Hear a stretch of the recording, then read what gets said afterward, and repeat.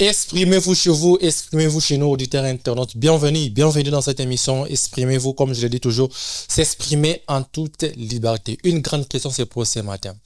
Les trading entre Eldorado et les champs des mines. Où poser son pied pour ne pas être explosé? Pour en parler, j'ai reçu pour vous Stéphane Mika, il est trader et pasteur, que je dis bonjour et bienvenue. Bonjour, monsieur Mani. Merci beaucoup. Qui dit les réseaux sociaux ce matin, auditeurs internautes? Il y a pas mal de promesses du côté maître et trader. Certains disent devenir rentier en 30 jours, d'autres disent signaux VIP garantis en 90%, d'autres promettent quitter votre patron grâce à votre smartphone. On voit beaucoup de photos de voitures, de luxe, de liasses, de billets autour de ces maîtres et traders. Et du côté client, il y a des plaintes. Du côté, si je dirais bien, victime. Qu'est-ce que les victimes disent? J'ai investi la dot de ma femme et tout a disparu. Donc, entre guillemets, victime, en écoutant ce maître trader, il a investi la dot pour sa femme et tout a été perdu. Et d'autres disent, les couturiers refusent mon retrait depuis 2 semaines. Les courtiers, refusent son retrait depuis 2 semaines. Il a peut-être gagné, mais les courtiers refusent de lui rendre l'argent durant 2 semaines. On va en parler aujourd'hui avec Stéphane Mika. On va flairer partout les publicités promettant la richesse facile via les trading. Est-ce un métier ou une loterie moderne aujourd'hui? Ok, merci beaucoup pour la question, monsieur Mani. Oui. Il est avantageux en fait d'établir une différence nette entre ces deux concepts. Okay. Un métier et une loterie. Okay. Un métier, par définition, n'est rien d'autre que l'ensemble des compétences, des conditions de travail, d'exigences en formation, des rémunérations et des perspectives d'évolution. Tandis qu'une loterie ou un pari sportif, c'est juste un jeu d'hasard dont le déroulement est partiel ou totalement soumis à la chance. Voyez-vous, lorsque vous êtes face à un trader est un négociateur des actifs financiers en ligne. Voyez-vous, et le trading répond aux normes et aux critères du métier. Étant donné qu'un trader est un négociateur des actifs financiers, pour mieux négocier un actif, vous avez besoin en fait de données réelles, de données de cet actif-là. Donc, les prix de cet actif, vous avez besoin des enjeux économiques autour de cet actif, vous avez aussi besoin de l'actualité qui entoure cet actif-là. Prenons l'exemple, je suis trader, je négocie en fait l'actif du pétrole. Avec ce qui se passe en fait à Moyen-Orient actuellement, la guerre entre l'Iran, les États-Unis et Israël, en tant que négociateur des actifs financiers, j'ai choisi de négocier l'actif de pétrole. L'Iran est classé parmi les grands producteurs en fait de pétrole au monde. Voyez-vous, il produit 5 millions de barils par jour. Très bien. Alors, rien qu'en lisant ce qui se passe à Moyen-Orient, je me dis, comme il y a la guerre à Moyen-Orient et que l'Iran fait partie de ces grands producteurs de pétrole, certainement, à cause de cette guerre, il y aura une carence en fait de pétrole sur les marchés. Très bien. Là, ce qui est rare sur les marchés prend toujours de la valeur. Ça veut dire que les prix du pétrole vont monter. Rien que sur base de cette analyse et de ces données que j'ai entre mes mains, je peux toutefois spéculer sur la valeur qui va prendre le pétrole sur les marchés. Certainement, à cause de la guerre, les prix du pétrole vont monter. Et effectivement, avant la guerre, les prix du pétrole étaient à 75 barils. Maintenant, c'est dans les 100. Vous voyez, ça vient de toucher en fait la résistance de 2022. Donc là, de l'autre côté, j'ai des données. Je me suis focalisé sur les données pour mieux spéculer sur les marchés. Tandis que les jeux d'hasard, je n'ai pas besoin de données. Il y en a pas. Mais dans les jeux d'hasard, il y a aussi des bookmakers qui analysent les matchs, voire peut-être non, selon ce qu'a pondu hier, nous avons eu Real de Madrid contre Bayern Munich. Donc, on voit par exemple les parcours de Bayern, on analyse aussi les parcours du Real de Madrid, on peut estimer les scores exacts même du match et d'autres aussi gagnent comme ça par des scores exacts. Là maintenant nous sommes dans un contexte, c'est vraiment un contexte de probabilité. Parce que si nous lisons les championnats comme Premier League, vous voyez les 20e de championnat bat les premiers. Bon, les premiers qui est en titre, Arsenal qui vient de perdre contre Bournemouth, si je ne me trompe pas, il a perdu. Bon, là, on va dire quoi? Parce qu'Arsenal est premier du championnat, Bonnemou fait 20e. Lorsqu'on va baser les analyses sur ça, il a perdu. On va dire quoi? Moi, je suis fan de Chelsea. Chelsea a enchaîné des défaites de suite. Ok. Lorsqu'à Everton, on s'est dit, certainement, on va mouiller les maillots. On a perdu 3-0 contre Quels sont les signes, je dirais même les 3 signes d'alerte, des red flags qui devraient faire fuir un débutant? Les débutants qui entrent bien évidemment dans les entre guillemets ces métiers à une offre de formation. Les premiers signes, je dirais en fait la proposition en fait des gains réalistes. C'est-à-dire? Les trading, aujourd'hui en fait nous voyons dans des réseaux sociaux, d'ailleurs là je porte un accent là-dessus, la plupart des traders professionnels et des traders qui sont vraiment rentables du nom ne sont pas vraiment sur les réseaux sociaux. La plupart. Donc, tous ceux que nous voyons, tous les mecs. J'ai bien nuancé la plupart. Ouais. Voyez-vous, la plupart vraiment des traders rentables et professionnels n'ont pas du temps de présenter vraiment des formations ou de présenter des voitures et tout qu'on sort pour vendre des rêves aux gens. Dès lors où vous rencontrez un coach qui vous rassure que si vous suivez la formation chez moi, à 100% vous allez gagner, c'est un fake. Dès lors où vous rencontrez un coach qui vous vend des rêves, parce qu'on doit se poser des questions. Moi, je ne suis pas ton premier étudiant que tu dois former. Certainement, tu as déjà eu à former d'autres étudiants avant. Très bien. Bon, quel est l'échantillon de ceux-là que tu as déjà formés bien avant ou en avant, qui ont fait ce que toi tu me dis, qui sont déjà rentables aujourd'hui? Présente moi-même l'échantillon des traders ou des étudiants qui sont passés sous tes pieds, qui sont déjà rentables, pour venir me dire que si tu suis la formation chez moi, dans 2 mois ou en une semaine, tu as 50 000 balles, 100 000. Là, c'est vendre des rêves aux gens. Et dès lors où vous rencontrez quelqu'un pareil, en tout cas, prenez notre chemin. Deuxièmement, des gens qui vous disent, vous voyez, si vous venez avec votre argent, je vais trader à la fin de la semaine, des gestionnaires des capitaux et tout. Et si vous venez à la fin de la semaine, vous aurez autant, vous aurez 30% de votre capital investi et tout comme ça. La plupart des personnes, ce sont des escrocs. Et c'est pour ça que nous voyons dans la ville, les gens se font frapper par ces gens-là. Il a pris son argent, il a investi, comme vous venez de le dire là. Quelqu'un a pris son argent de dot, il a investi, il attend après une semaine et tout. Si vous ne maîtrisez pas ces enjeux-là, vous serez toujours frappé par ce genre de personnes. Pourquoi la jeunesse africaine, particulièrement touchée par les chômages, les chômeurs en Afrique, est-elle ciblée ou est-elle, je pourrais même dire, la cible privilégiée des réseaux d'escroquerie? Il y a plusieurs facteurs qui entrent en jeu. Les premiers facteurs, il y a les enjeux économiques. Et les enjeux économiques, nous allons voir l'État. Voyez-vous, dès lors où vous êtes face à un gouvernement, je ne parle pas d'ici, je parle dans d'autres cieux, mais si vous êtes face à un gouvernement qui révèle un côté déserteur et qui n'assume pas sa responsabilité à créer du travail en fait pour des jeunes, cela a une influence néfaste sur la jeunesse. Premièrement. Deuxièmement, il y a les facteurs sociaux. Les facteurs sociaux, plusieurs jeunes sont exposés à des frustrations sociales et à des pressions sociales et tout qu'on sort. Cette frustration-là expose des jeunes à des pressions psychologiques aussi. C'est pour ça que plusieurs jeunes dépriment. Dans ce contexte-là, lorsque quelqu'un vient vous soumettre en fait des gains rapides, psychologiquement, vous sauterez sur l'opportunité. C'est ainsi plusieurs jeunes se retrouvent en fait dans ces contextes-là, ils se mettent la pression et même ils regardent l'âge. Vous savez, humainement parlant, c'est facile de souffrir seul, mais souffrir avec des personnes que tu aimes, des personnes dont tu es redevable à les regards. Imagine moi, mon oncle a beaucoup investi sur moi, ma mère a beaucoup investi sur moi. Maintenant, j'ai atteint un stade où je vois ma mère souffrir. Moi aussi, je souffre au même moment. Je dois faire quelque chose pour ne pas voir ma mère dans ces conditions, ne pas voir mon oncle. Alors, moi-même, je me mets dans un contexte déjà de challenge.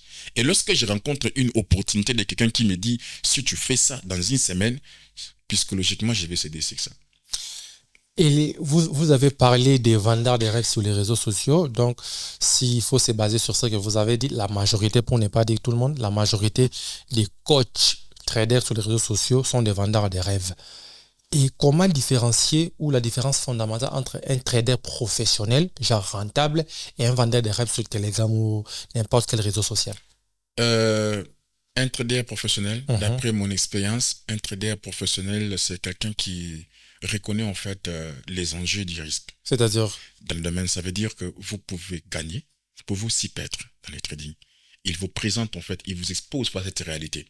Vous pouvez gagner en même temps, vous pouvez aussi perdre.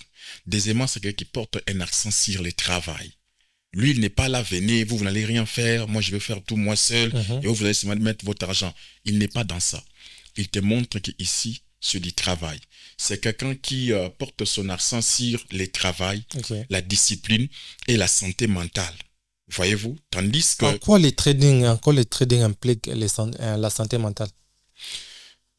Avec mon expérience, Oui. 80%, pour être rentable sur les marchés boursiers, 80% dépend de la personne, la psychologie de la personne. Vous voyez, si vous êtes confronté ou exposé à des frustrations sociales, cette pression externe peut vous influencer. Peut influencer en fait vos décisions sur les marchés. Vous pouvez devenir... Vouloir beaucoup gagner rapidement. Exactement. Exemple, je vous donne en fait un exemple. À une époque de ma vie, j'avais la dette de quelqu'un. Voyez-vous, j'avais la dette d'un ami et l'ami me mettait la pression pour payer sa dette. J'avais $100. Je pouvais prendre cet argent, donner à l'ami pour atténuer en fait la pression. Très bien. Et moi, je me suis dit non, je dois d'abord aller trader. Si je trade, je vais gagner. En fait, je ne regarde même pas les risques, mais je me convainc que je vais gagner. Et si je gagne, je vais payer une partie à mon ami et une partie, je vais garder pour moi. Le fait que je parte trader avec cet état d'esprit, je me suis mis dans un contexte de pression. Ça veut dire, je ne vais pas atteindre l'opportunité, mais je vais chercher l'opportunité des forces pour trouver de quoi payer à mon ami. C'est déjà une pression externe pour moi. Donc par là, vous voulez nous faire comprendre que nous devons prendre le trading comme un divertissement. C'est-à-dire, je pars sans assurance. Je pars juste me divertir comme on en a aussi chez des paris sportifs. Donc, je pars pas pour devenir riche, je pars juste pour se divertir. Au cas où je gagne très bien, au cas où je ne gagne pas, c'est normal. En fait, comme j'ai dit, c'est un métier. Étant donné que c'est un métier, il y a des compétences. Très bien. Il y a des conditions de travail. Il y a des perspectives en fait d'évolution. Tout entre dedans. Donc, le trading n'est pas juste là, on vient juste, si ça marche, ça marche pas. Non. C'est vraiment un travail que vous devez prendre au sérieux. Il y a des exigences, il y a des conditions de travail même. Et il y a beaucoup de choses qui entrent en jeu par rapport au trading. Ce n'est pas seulement quelque chose qu'on vient comme ça, on fait ce qu'on veut et après on part. Non, c'est vraiment du travail. Très bien. Auditeurs et internautes, vous êtes en train de suivre la radio Afro Diaspora Média en direct de plus de 144 pays dans le monde. Maintenant, je suis avec les pasteurs, les maîtres traders, je le présente comme ça aujourd'hui, les maîtres traders Stéphane et Mickey, à qui nous évoluons depuis plus de 12 minutes ici au studio Kinshasa Afro Diaspora Média. Vous êtes pasteur et trader. Le trading est réputé pour l'escroquerie.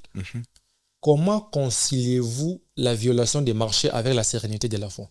Ok. Vous savez, en fait, on ne peut pas spiritualiser le trading, mais étant donné que c'est un métier, aucun métier n'exclut en fait l'appartenance spirituelle. La foi a sa place dans ce métier et les compétences aussi ou la connaissance a sa place. Quand est-ce que la foi intervient? La foi intervient lorsque je me fais frapper à cause de mes erreurs sur les marchés. J'ai spéculé dans une mauvaise direction et j'ai perdu l'argent. Dans ce contexte-là, la foi intervient pour me dire, n'abandonne pas. Un jour, ça finira par marcher. J'ai vu des gens échouer plusieurs fois, les gens abandonner même un métier. Je vois des gens échouer, j'ai vu des gens s'y relever et tout.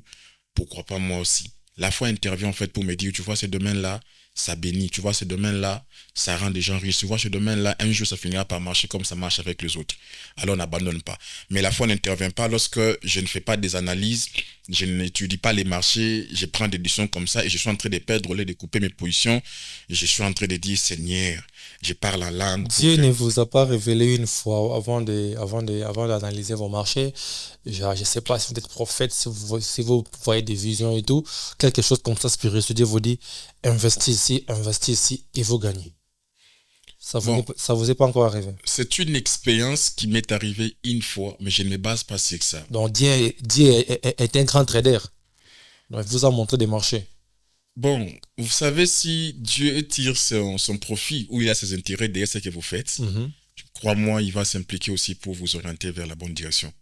Très bien. Nous continuons toujours. Vous avez dit, vous occupez des jeunes chômeurs. D'ailleurs, c'était au début, au balbutiement de votre de votre, je dirais même, carrière en trading, Mhm. c'était pour aider les jeunes traders, genre vos formations, à s'occuper.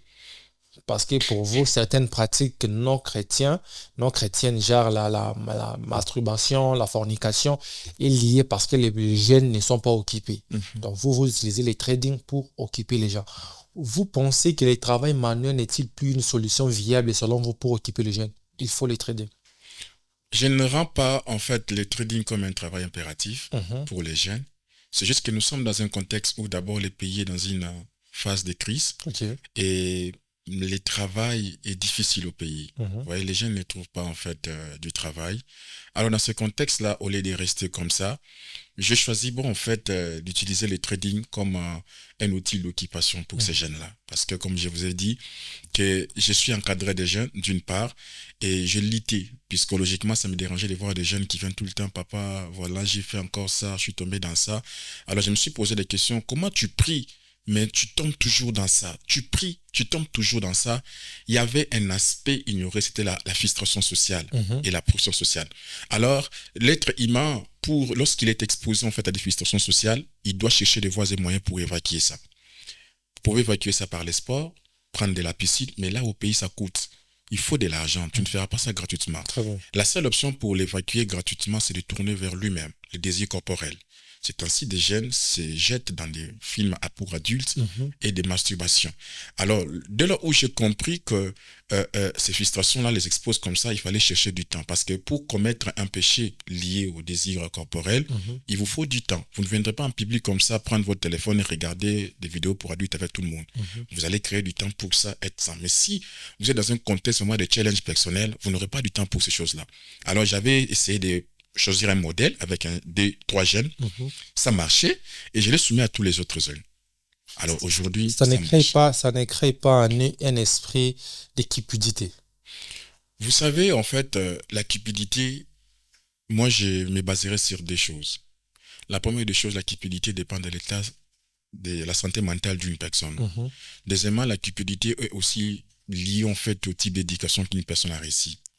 Vous voyez, si vous avez été soumis en fait à un leadership où les gens aimaient l'argent, vous montrez l'amour, l'argent, croyez-moi, tôt ou tard, vous finirez par aimer l'argent. Mon grand-père m'a dit, dans la vie, il ne faut pas aimer l'argent, il faut avoir besoin d'argent. Mhm. Nous avons besoin d'argent pour réaliser nos besoins, pour réaliser, répondre aux problèmes qui nous entourent. Donc, je pense qu'il y a une méthodologie bien établie Très bien. que j'utilise pour ne pas les exposer à la cupidité. Excellent. Vous êtes formateur en trading. Selon certaines statistiques, on estime que 90% des traders particuliers perdent leur capital dans les 6 premiers mois. Ceux qui entament directement dans les 6 premiers mois, ils perdent leur capital. Comment comptez-vous faire maintenir ces statistiques? Vous savez, c'est vrai, Mhm. c'est aussi faux. C'est-à-dire? Ça veut dire, bon, je ne peux pas en fait les condamner, je pense que c'est un domaine où il y a les risques. Mhm. Certainement, ça peut être aussi des statistiques vraies. Mais moi, avec mon expérience, j'ai vu aussi des personnes qui ont commencé, qui ont décollé. Tout se situe au niveau de des compétences, en fait, de la connaissance. Si vous avez de la connaissance, je ne crois pas que vous allez faire beaucoup de temps comme ça pour être rentable. Parce que la rentabilité dans trading exige plusieurs facteurs, voyez-vous. Mhm. Alors, j'ai vu des gens qui ont commencé, après 2 mois, ils ont décollé. J'ai vu des gens qui ont Quand vous dites commencé. quand vous dites décoller, c'est quoi? Après 2 mois, ils ont gagné combien d'argent montant? Vous savez, quelqu'un m'a dit un jour que les mots, on ne parle pas de chiffres en public. Alors, Mais, j'ai vu des gens uh-huh. atteindre un niveau où ils sont capables de répondre à leurs besoins Après un quotidiens. mois, après 2 mois. Après un mois, après 2 mois. Donc, pour vous, maximum, pour être rentable, c'est 1 mois, 2 mois. Vous étant que formateur, Il y a- selon votre expérience. Selon mon expérience, il n'y a pas un temps précis, Mhm. mais tout dépend en fait de votre capacité à assimiler des notions et votre discipline aussi. Moi, par exemple, je suis théologien de formation. Mhm. J'ai étudié au Leadership Academia, Mhm. mais j'ai payé mes études avec l'argent du trading au Leadership Academia. Vous voyez, C'est le trading qui vous a... c'est le trading qui m'a aidé à payer Mhm. mes études au Leadership Academia. Donc, je peux expliquer que ça m'a pris du temps pour devenir rentable, mais je me rends Combien de temps? Je ne peux pas vraiment fixer un temps précis à mon sujet parce que des fois tu gagnes, des fois tu perds, des fois tu gagnes. Mais lorsque j'ai pris du temps pour moi-même, je me suis rendu compte que mon problème était plus psychologique. Ok. Là, j'avance, les enjeux, tu es né, tu as des gens à tes côtés, tout le temps, Non, tu fais des demandes. la pression La pression externe-là Mhm. influence mes décisions sur les marchés. Alors, le problème à faire, c'était d'évacuer d'abord les problèmes externes, revenir sur moi-même. Mais si quelqu'un est dans ses débits et qu'on lui explique, ne fais pas ça, ne fais pas ça, ne fais pas ça, je ne pense pas qu'il y aura un temps élastique pour qu'il soit rentable. Très bien, auditeurs et internautes, c'est toujours la radio Afro Diaspora Media. Nous continuons avec vous, avec les trading. Vous avez très bien compris avec notre invité Stéphane Mikia, comment gagner, comment perdre. On dit souvent, là, ça fait partie des rumeurs, que plusieurs pasteurs ici à Kinshasa sont des traders. Les pasteurs Marcelo, les pasteurs Joël Francis Tatou, les pasteurs Roy Bondo de Mahajabou. Plusieurs pasteurs sont des traders. Vous, étant que serviteur de Dieu et maître, vous pouvez les confirmer. Bon, je ne peux pas. Vous savez, les trading, moi, c'est une affaire privée. Hein. Donc, c'est pour ça que, comme je vous disais, que la plupart vraiment de ceux qui sont vraiment rentables et professionnels ne sont pas vraiment trop visibles. Vous voyez, ils sont dans les secrets. Comme vous leur voyez, vous ne pouvez pas dénicher qu'ils sont traders ou pas. Parce que vous, en étant trader de plusieurs années. Non. Je ne pense pas. Je ne sais pas si vous avez cette information. Donc, j'apprends ça maintenant. Voyez-vous, parce que je ne suis pas là lorsqu'ils traitent. Je n'ai jamais vu les pasteurs Marcelo, Dr. Atoms, pasteur Roy Bond exposer les graphiques, même parler de ça dans leurs prédications. D'ailleurs, même, il y a d'autres pasteurs dans la ville qui disent que le trading, c'est du jeu d'hasard. Donc. Vous ne pensez pas que si les pasteurs tradent et qu'ils gagnent de l'argent, ils peuvent aussi les prêcher à l'église pour aider des fidèles? D'ailleurs, c'est ça ma vision, en fait, du trading. Je suis venu dans le trading parce que je pense, selon moi, que c'est parmi des voies qui peuvent aider un homme de Dieu à gagner l'argent licitement, sans se salir. Nous vivons dans un milieu, les champs d'exercice ministériel, nous sommes dans un champ francophone. Et au milieu francophone, on porte plus l'accent sur la crédibilité, voyez-vous, contrairement au milieu anglophone. Et ici, lorsque votre crédibilité est touchée, c'est fini. Votre ministère peut être enterré. Alors moi, je cherchais comment je peux gagner mon argent d'une manière crédible, d'une manière licite, pour ne pas déranger, comme ça se dit, les fidèles, faire des appels de fonds à tout moment. Je pense que je ne peux pas bâtir ma vie et la gestion de ma famille sur les revenus de l'église. Okay. Alors je voulais chercher quelque chose que je peux entreprendre.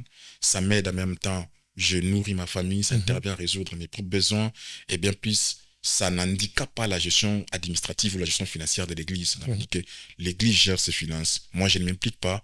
Moi aussi, de mon côté, je tourne mes affaires pour sécuriser l'avenir de mes enfants et tout consort. Si un jeune nous écoute maintenant et veut se lancer maintenant dans les trading, quelle est la première étape avant de déposer un seul dollar? Votre conseil? La première étape, en fait, pour moi, c'est de se former en conséquence. De se former vraiment en conséquence. La deuxième étape, c'est de chercher, en fait, un courtier, un broker, et chercher aussi sur social. Je porte un accent sur le choix du courtier. Comme vous venez de le dire. Les courtiers, c'est quoi? Les brokers, c'est la plateforme qui nous aide, en fait, à lancer nos ordres sur les marchés. Vous voyez, les gens se plaignent, en fait, du genre que les courtiers ou les brokers a bloqué mon argent. Très bien. Vous savez, messieurs les journalistes, il y a une maladie avec nous, les Africains. Nous avons généralement tendance à se faire victime partout. Pourquoi? Parce que les Africains, nous n'avons pas la culture des livres. Okay. Dès lors on attend ici à l'argent, on saute sur l'opportunité sans même se demander comment ça se passe. Sans pour autant avoir les informations. Exactement. Comment vous pouvez approcher un courtier, un broker, sans lire sa politique de confidentialité? Les Africains ne lisent pas la politique de confidentialité d'un broker. Et ça se passe même dans plusieurs sociétés africaines. Quelqu'un va aller signer un contrat sans lire le contenu du contrat. Et c'est comme ça, lorsque maintenant il va commettre une erreur, on lui frappe sur bas de son erreur qu'il a commise. Il crie maintenant, oh non, on nous a arnaqué, c'est de l'injustice. Comment expliquer? Vous avez fait du dépôt, vous avez fait le dépôt avec une autre carte bancaire, vous voulez retirer l'argent avec une autre carte bancaire. Et comme vous êtes africain, on ne peut pas vous toucher, vous créez maintenant l'injustice. Si vous êtes soumis à des institutions où il y a des désordres ou à un leadership de désordre, ça ne se passe pas comme ça ailleurs. Dans d'autres cieux, il y a l'ordre. Il y a le respect du processus. Donc, je dirais en fait à ces jeunes, formez-vous, lisez les fakis, la politique ou la confidentialité, les règlements d'ordre d'un broker, lisez. Si ça vous convient, tradez avec ce broker-là, travaillez avec lui. Si ça ne vous convient pas, allez chercher notre broker. Et bien plus, cherchez à savoir les sièges sociaux, les sièges sociaux d'un broker. C'est pour ça, les gens qui sont fait anarquer par des MyGod de rêve et d'autres plateformes qui viennent de la ville où nous vous mettez, pourquoi vous ne demandez pas leur siège social? Vous aurez la facilité d'aller chercher si ça ne marche pas. L'adresse principale. Exactement. Les gens ne font pas ça. Ils font confiance à des humains plus que même la banque. Comme MyGod Rêve, permettez-moi un peu, c'est aussi une forme de trading. Oui. Là, c'était maintenant le terrain des cryptos parce qu'il y a plusieurs formes de trading, il y a plusieurs types de marchés. Vous voyez? Très bien. Si vous voulez découvrir ça, vous serez dans la formation, mesdames et messieurs. Parlons maintenant de votre formation. Comment ça se passe? Ok, personnellement, j'ai une autre approche de formation. Là, c'est ma façon de faire et ma façon de voir les choses. Moi, je forme plus de personnes qui ont été en contact avec des étudiants qui ont fait des résultats. Ça veut dire que monsieur le journaliste Magnon a été en contact avec l'un de mes étudiants et cet étudiant lui a parlé de moi. Je peux te former parce que tu as vu des preuves. Je ne peux pas venir en public, poster, vous demander, accélérer les gens, mettre, parce que c'est ce qui se passe avec des vendeurs de rêves. Ils vendent des formations pareilles parce qu'ils vivent qu'avec les clients. Les traders, il n'a pas de capital, il dépend de votre agent, il vous met la pression de payer sa formation, il vous présente des opportunités, des signaux et tout pour gagner un retour. Alors moi, dans mon approche de formation, je ne forme pas tout celui comme ça où je lance la fiche pour que les gens viennent sur la formation. Je préfère qu'une personne me contacte parce que un étudiant l'a recommandé au président. Il a eu déjà un témoignage, il a déjà de la confiance. Exactement. Et votre formation peut aller en combien? Ma formation, j'ai 3 différents. Moi, là, j'ai dit si mes amis vont me suivre, tant mieux. J'ai fait subir mes amis et ils payent cher que tout le monde. Parce qu'au début, lorsque j'ai commencé le trading, j'ai dit à mes amis, vous voyez, nous sommes dans les ministères. Au Congo, ici, la crédibilité... Là, vous parlez de vos amis prédicateurs, pasteurs. Oui, mes amis hommes de Dieu. Je les ai dit, ils m'ont contacté comme ça, ils sont nombreux qui m'ont contacté. Je les ai dit, vous allez payer cher que tout le monde. Je les ai dit, au débat, je vous avais invité de venir suivre. Aujourd'hui, vous voyez maintenant les résultats, vous voulez maintenant venir suivre. Vous devez payer. Premièrement, je donne la formation gratuite pour une catégorie de personnes. Ça veut dire, il y a des gens qui me sont loyaux. Il y a des gens qui ont été là lorsqu'on galérait et tout comme ça. Comme j'ai fait avec des jeunes là, je les appelle, venez payer. Je rencontre M. Mani, c'est quelqu'un de bien, il est intelligent, que j'apprécie. J'ai dit, M. Mani, bon, je vais vous former dans les trading, donc faites tout ce que vous payez, tout ce que vous pouvez payer. Si c'est $1, tant mieux, mais moi, je vais vous former. Et maintenant, ceux qui payent là, ce sont des personnes vraiment que je tiens rigueur, qui n'ont pas compris la leçon depuis l'introduction. Nous comprenons très bien, il ne veut pas parler des montants auditeurs et internautes. Nous sommes vraiment à la fin de cette émission. Stéphane Mikia, merci pour votre invitation, d'accepter d'abord notre invitation. Merci. Si vous aurez un dernier mot à placer, vous les placez et nous clôturons en beauté l'émission. Merci beaucoup, messieurs les journalistes. Le dernier mot à placer, c'est vraiment, j'aimerais m'adresser à des catégories de personnes, vraiment à nos autorités. Voyez-vous, j'ai eu la grâce et le privilège de circuler un peu en Afrique, être en contact avec plusieurs jeunes, comme des Kenyans, les Nigériens, les Béninois, les Sud-Africains et tout. J'ai vu à partir de leur téléphone, les jeunes s'en sortent mieux. Voyez-vous? Alors si aussi au pays, on peut toutefois régulariser ces côtés-là ou penser comment... L'État doit faire quoi? Doit accompagner en fait ces jeunes-là. Comment? On doit toutefois créer un cadre, par exemple avec la ministre de la Jeunesse et tout comme ça. On peut toutefois créer un cadre où on fait appel à l'expertise, à l'expérience des coachs expérimentés. On forme ces gens-là et on les finance à l'hauteur de $50, $100 pour qu'ils se lancent. Ils vont s'en sortir. Très bien. Donc, c'est un peu ça. Merci beaucoup. Je crois que cette partie sera coupée, postée par Rissel. Madame la ministre, vous avez lancé votre affiche pour votre deuxième édition de ces trucs-là d'opportunités-là. En fait, la première édition, vous avez partagé des sims d'un réseau que je ne citerai pas pour faire sa publicité et des préservatifs.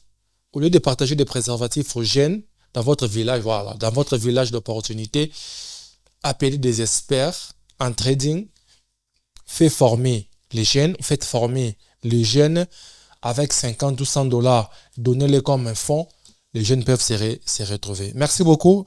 Avant de finir cette émission, je souhaite un joyeux anniversaire à Tina Mayangi, KMT, qui fête son anniversaire, je crois, bientôt. Que Dieu te bénisse, la servante de Dieu. Joyeux anniversaire. Je crois que nous allons très très bien fêter et la gloire sera rendue toujours très haut. C'est fini pour ici. On se retrouve la semaine prochaine pour une autre émission. Au revoir.